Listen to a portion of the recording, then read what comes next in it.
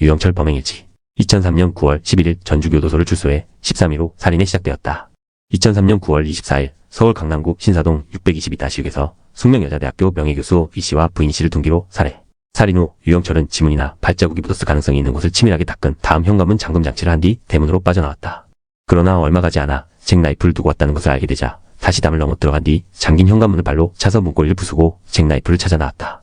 2003년 10월 9일 종로구 구기동 230-55에서 주차 관리원 고 씨의 집에 침입해 고 씨의 아내, 어머니 강 씨와 고 씨의 아들을 둔기로 34회를 강타해 살해했다. 특히나 고 씨의 아들이 2층에서 내려오자 그의 목에 잭나이프를 들이대고 2층 복도로 끌고 올라와 해머로 머리를 내리쳐 쓰러뜨린 후 두개골이 부서져 뇌가 빠져나올 정도로 머리를 수차례 내리치는 잔인성을 보였다. 2003년 10월 16일 강남구 삼성동 2층 단독주택에 침입해 유 씨를 둔기로 살해. 부부의 아들이 집에 들어왔을 때 유 씨가 자신의 단독주택 화장실 바닥에서 피를 잔뜩 흘린 채 의식을 잃어가면서 신음하던 것을 발견하고 경찰에 신고하였다. 현장 감식 결과 같은 발자국이 안방과 거실, 화장실에서도 발견되었고 구기동 사건 족적과 비교해보니 일치했다. 이때부터 언론은 연쇄살인이 일어나고 있다는 것을 기정사실화하기 시작했고 경찰이 범인의 윤곽조차 잡지 못한 채 엉뚱하게 피해자, 가족과 주변 인물들을 수사 대상으로 삼아 괴롭힌다라고 맹렬히 비난하기 시작했다. 경찰은 피해자가 노인이라는 점, 묵직한 둔기, 잔인한 범행 수법 등을 통해 동일범의 소행이라는 의견을 내놓았으나 신사동 사건의 경우 피해자들의 머리에 난 상처 깊이가 4에서 5cm쯤이고 폭이 넓다는 점, 피해자 중 한 명인 이모 씨의 목에는 깊이 2.5cm의 자상도 있는 것과는 달리 삼성동 사건 피해자의 상처는 길이 3 안팎의 일자형이고 다소 가볍고 긴 형태의 둔기에 맞은 것으로 보고 살인 도구가 다르다는 점을 들어 동일범이 아니라는 의견을 내놓았다. 2003년 11월 18일 종로구 해화동 26-6의 2층 단독주택에 침입해 집주인 김 씨와 파출부 배 씨를 둔기로 살해.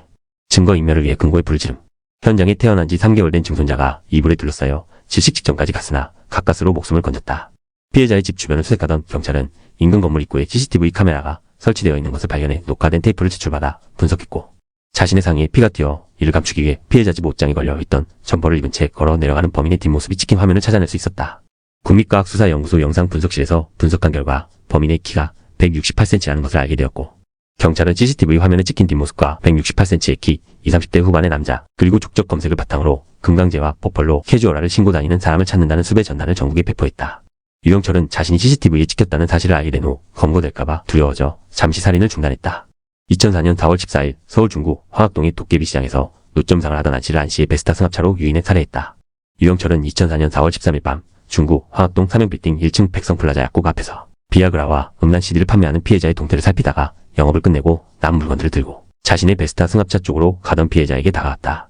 위조한 서울지방경찰청장 명의의 경찰관 신분증을 제시하면서 은비법 위반, 약사법 위반으로 적발하겠다면서 피해자의 두 손목에 수갑을 채워 승합차 조수석에 태웠다.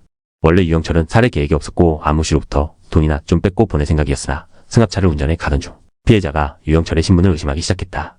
노점상인 안 씨는 경찰서를 자주 들락거려 유영철이 내민 신분증이 가짜라는 것을 알아챈 것이다. 이에 피해자를 살려두었다 하는 그간의 살인 행각과 경찰관 사칭 행각이 드러날 것을 염려하여 피해자를 살해하기로 결정하였다. 유영철은 수갑을 채워 피해자를 저항하기 어렵게 만든 다음 코팅 장갑을 낀 손으로 잭나이프를 들고 피해자의 얼굴과 머리, 목 등을 마구 찔렀다. 피해자가 죽은 것으로 생각해 피해자를 뒷좌석 밑에 가로 방향으로 눕혀놓고 옷가지로 덮으려고 하였으나 죽은 줄로만 알았던 피해자가 피고인을 향해 발길질을 하며 저항하자 다시 잭나이프로 피해자의 허벅지 등을 찌르고 가방에서 꺼내든 해머로 피해자의 머리를 숲에 내려쳐 피해자는 두부 손상으로 사망하였다. 잭나이프로 피해자를 찌르는 과정에서 실수로 배인 오른쪽 손 등 상처의 피가 승합차 안에 떨어진 것을 보고 피를 없애버리기 위해 인적이 드문 곳에서 승합차에 불을 지르기로 마음먹었고 사체의 옷가지와 신문지를 덮어놓고 승합차를 운전하여 다시 자신의 오피스텔에 도착하여 몸에 묻은 피해자의 혈흔 등을 닦고 옷을 갈아입은 후 승합차를 운전하였다. 다음날 새벽 1시에 인천 중구 북성동 소재 3호석 유 주차장에 도착하여 연쇄 폭발을 유발하기 위해 2대씩 주차된 유조 차량 사이에 위 승합차를 주차시켜놓고 뒷좌석에 올라탔다. 수갑에 묶인 피해자가 살해당하기 직전 피고인에게 저항하기 위해 심한 몸부림을 치는 과정에서 피해자의 두 손목에 선명하게 난 수갑 자국을 없애버리는 한편 피해자의 신원도 확인되지 않도록 하기 위해 잭나이프로 두 손목을 절단하여 이를 비닐봉지에 담았다. 그리고 승합차 안에 있던 신문지와 옷가지를 사체 위에 올려놓고 승합차 안에 있던 라이터로 불을 붙여 그 불길이 피해자의 사체 및 승합차에 옮겨 붙게 하였다.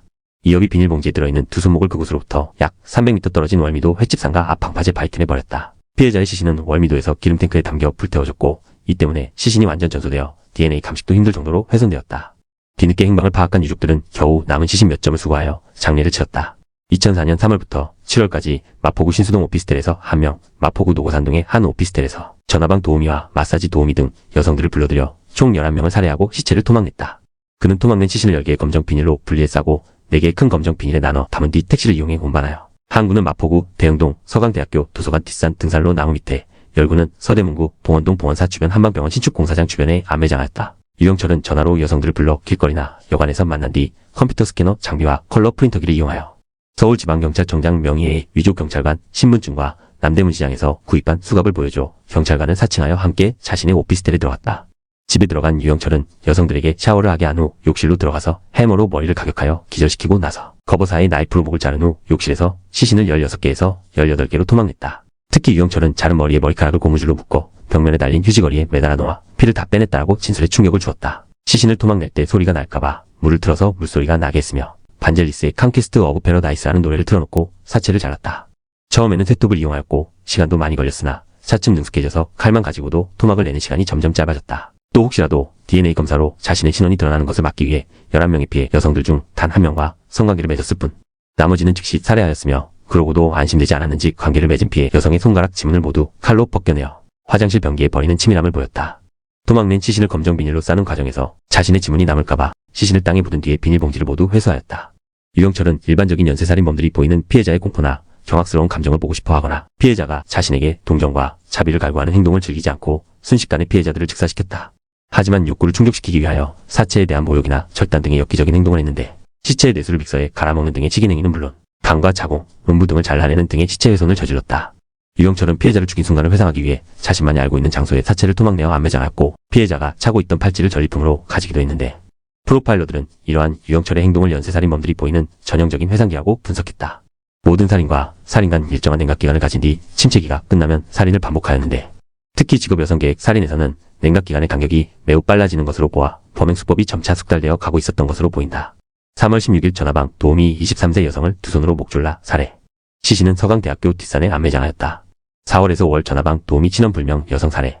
이 사건부터 살해하는데 둔기를 섰고 안매장 장소도 서강대학교 뒷산에서 봉원사 근처 산으로 바꾸었다.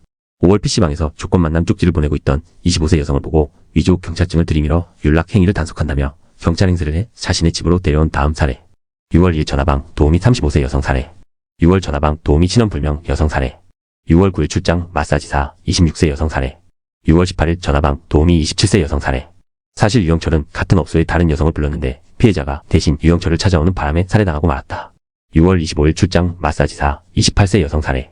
7월 2일 출장 마사지사 26세 여성 살해. 피해자의 이름이 유영철과 사귀고 동거하다 헤어진 여성과 같다는 이유로 살해하고 나서도 시신을 마구 훼손했다. 7월 9일 출장 마사지사 24세 여성 살해. 7월 13일 출장 마사지사 27세 여성 살해. 유영철의 특정 번호로 걸려온 전화를 받고 나간 유흥업소 여성들이 사라지자 업소 업주들이 유영철을 검거하였다.